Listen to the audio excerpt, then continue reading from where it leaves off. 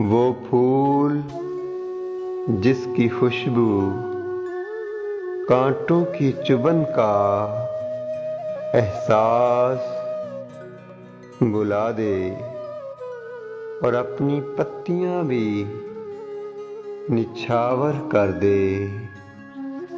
खुशी महकाए, गम बहलाए और खुद पत्तियों समेत कुर्बान हो जाए, कुर्बान हो जाए।